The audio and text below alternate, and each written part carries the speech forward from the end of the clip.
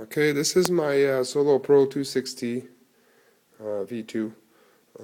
It's converted to eFlight stock connector, which is actually an upgrade, I think. You need to use different batteries with the eFlight connectors, but I find the connector is much better. It's more reliable. The landing skids type connector on this heli are not very reliable, I find, and they tend to short and cause problems over time. Whereas these connectors, they're much better, especially if you do hard touchdown or hard landings. The stock connectors tend to fail sometimes. These ones won't fail. They're much better. Now, why am I calling this a hybrid helicopter? Because it usually uses this transmitter, because inside you usually have the stock receiver. But what I did is I took the receiver from this heli, which is my new Solo Pro 270. I put it into this heli. Then I took the receiver from this heli and I put it into this heli. And so now this heli is no longer running this transmitter. It's using this transmitter, which is actually nicer to use. It's more ergonomic and I like it a lot better, except it doesn't have sub-trim and EPA adjustment and gyro settings. So that's definitely a downgrade, and the sale price will reflect that.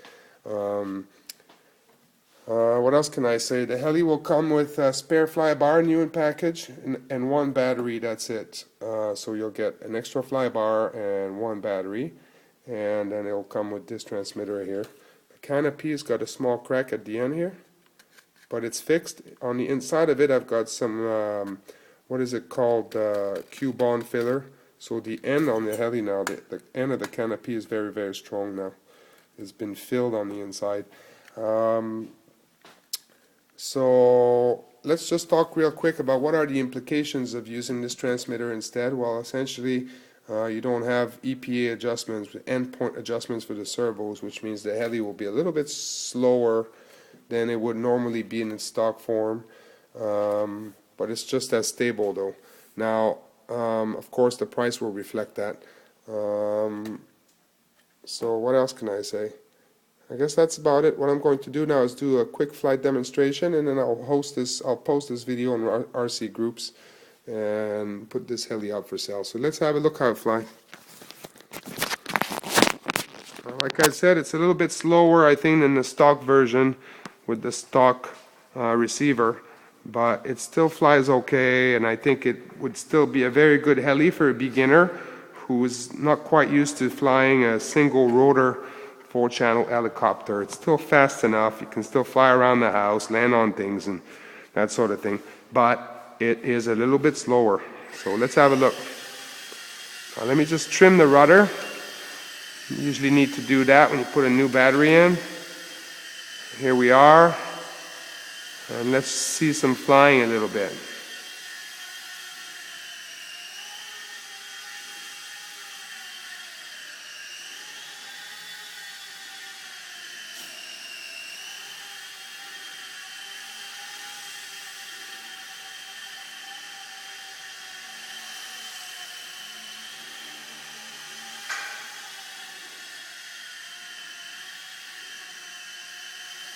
As you can see, it's still moving.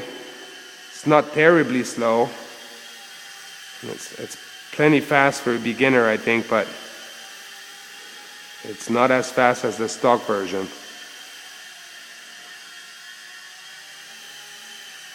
A bit of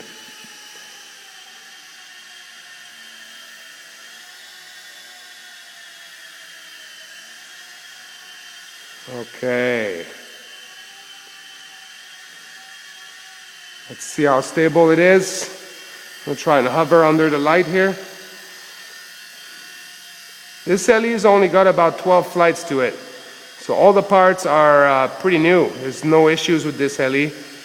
Like I said, the only thing is the receiver's been swapped with Solo Pro 270 receiver, and as such you're using a different transmitter to fly it.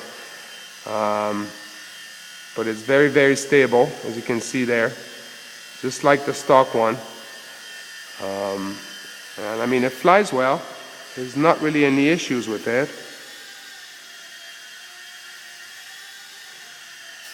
Whoop, I just grazed the ceiling with it there.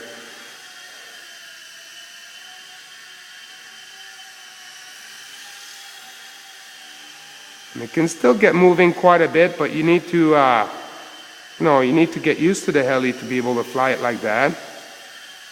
Because you need to mix aileron and elevator input on the transmitter. But that's typical of these helis. If you want to get moving fast, you need to mix the input on the aileron and elevator.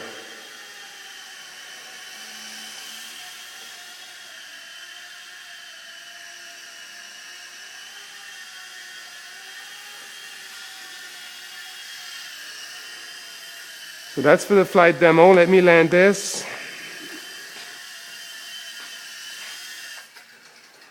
Rough landing. So, just to make a brief on this. On the upside, you've got the E-flite connectors, which is nicer, and you've got the nicer transmitter to use it with. On the downside, you do not have the backdoor settings that you would with this transmitter normally, which is sub-trim settings, gyro adjustments, and endpoint adjustments for the servos. But I think it's still just a mighty fine heli for a beginner.